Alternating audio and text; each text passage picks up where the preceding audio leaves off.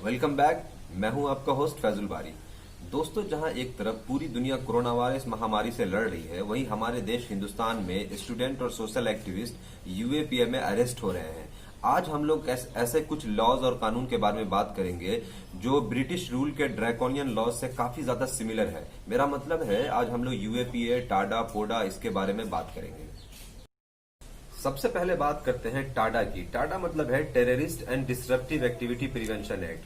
1980-84 के आसपास पंजाब में काफी ज्यादा टेंस सिचुएशन था। आतंकवादी गतिविधियों को कंट्रोल करने के लिए 1985 में इस कानून को पारित किया गया।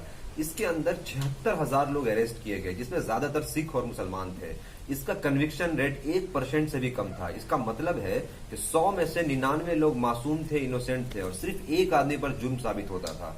इतने बड़े मिसयूज के बाद 10 सालों के बाद 1995 में इसे खत्म कर दिया गया और रिपील कर दिया गया। दूसरा कानून है पोटा। पोटा मतलब है prevention of terrorism act.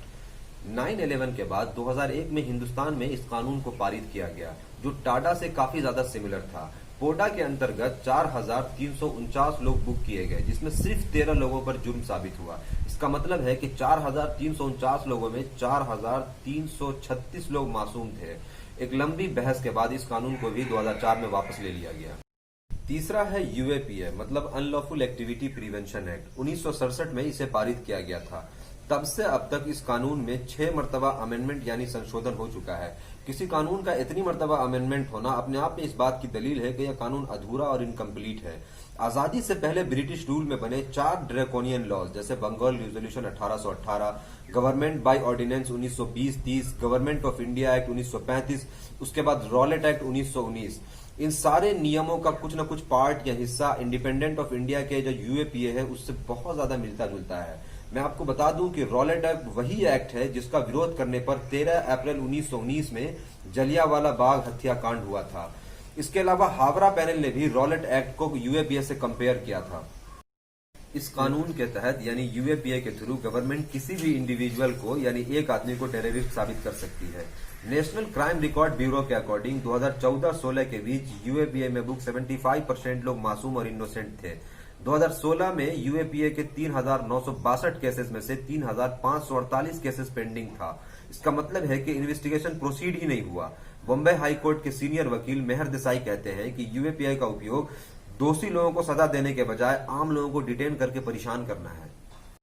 Congress की गवर्नमेंट हो या बीजेपी की गवर्नमेंट, यूएपीए में मोस्टली स्टूडेंट, सोशल एक्टिविस्ट और पॉलिटिकल राइवल्स टारगेट होते हैं। शर्जील इमाम, मीरान हैदर, उमर खालिद, मुसर्रत जहरा, इनमें से ज्यादातर वो लोग हैं जो लॉकडाउन में यूएपीए में बुक हुए हैं। इसमें सफूरा जरगर एक ऐसी हैं जो प्रेग्नेंट है और जेल में बंद है। यूएपीए में 65% केसेस केवल मणिपुर से आता है, जबकि मणिपुर की टोटल आबादी जो है वो 2% है भारत की कुल आबादी का, और वहां मुसलमान सिर्फ 8% है।